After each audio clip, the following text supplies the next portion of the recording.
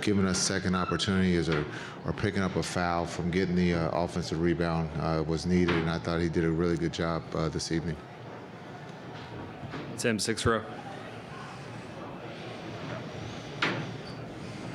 Tim Cato, The Athletic. Jason, with you guys playing like this, is there, is your view of it that this version of this team could have come sooner?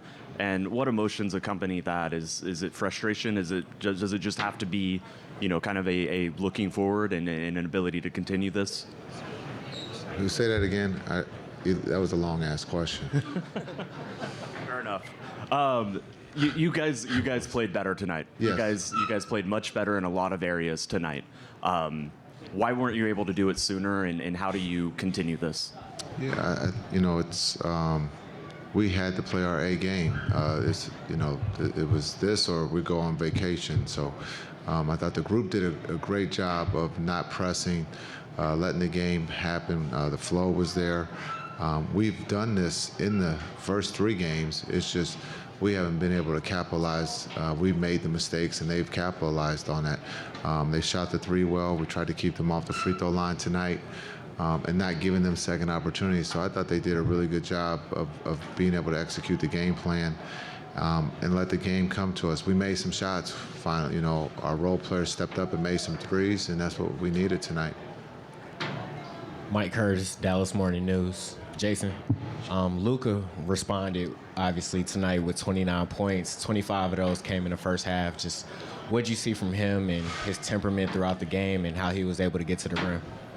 Yeah, I thought he was great. He's been great. Some would say differently, but he's averaging over 25 in this series, I think, and he's playing at a very high level. I don't know so much respond. He's been doing everything for us on the offensive end and defensive end, and I thought he played his game tonight. He didn't force anything. I thought his rebounding and being able to let other guys, with the pace, we talked about it, we got to play faster, and I thought he set the pace for us tonight. Let's go, Jake. Jake Fisher, Yahoo Sports. The 2 big lineup with Derek and Maxey, and then Josh Green in with Kai and Luka. What about that group tonight do you think was so effective on both sides of the floor? Yeah, I thought they were great. It was carryover from Game 3. I thought the energy group there that ended in Game 3, that fourth quarter, I thought that group energy and pace on both ends. Defensively, we got stops, and then offensively, we got into the paint where we could capitalize. But I thought Josh's energy has been great. The defense, again, in this series has been really good. It's just for us, when it comes down to not making a mistake at the wrong time, and tonight we didn't do that. We capitalized on their mistakes. Front row, Tim. Tim McMahon, ESPN. Luka vowed that he wasn't going to be distracted by discussions with the officials and followed through on that a lot like he did Game 5 versus OKC. How do you think his demeanor and his focus set a tone? I thought it was great. He was Luka. I mean, he's been Luka. He wasn't anybody different. Tonight there was not a different Luka out there. It was Luka. He played at a high level. He was great. He's been great. He's one of the best players in the world. And as much as we want to criticize, he's a hell of a player. All the way in the back, Tim. Jason, Tim Reynolds with the AP. You said before the game somebody was either going to make a stand or somebody was going to let go of the rope. Was there something you saw early that suggested that your guys had a stand in them tonight? Yeah, to score. It's real simple. We don't have to complicate this. This isn't, surgery.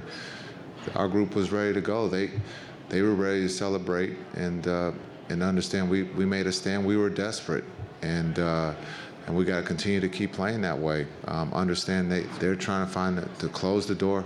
The hardest thing in this league is to close the door when you have a group that has nothing to lose. And so tonight you saw that, and they let go of the rope, pretty early. Brad in the middle.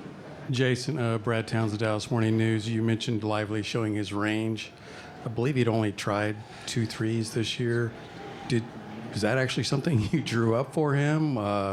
He didn't show any hesitation. No, he was in the right spot. He took it from there. He could shoot, and that's the next step for his development. is being able to shoot the three. He's young, but as a 20-year-old, he's grown up in the AAU circuit where he can't. In high school, he can shoot, he can handle. He would tell you he played point guard, so his ability to be able to bring the ball and being able to shoot the three is the next step for him. He has all the skill set, but right now for the role we need him to do is do what he did tonight: offensive rebound, change shots, and be able to guard. And then when you look at you mentioned the bench players. I thought when Exum came in and hit those early shots, it was a big lift for you. What kind of psychological lift does that give the team when guys come off the bench and start making shots like that? Yeah, that's who we've been all season. Exum has played, at a high level for us all season. He's been able to run the offense. He stepped up and made big shots for us to win.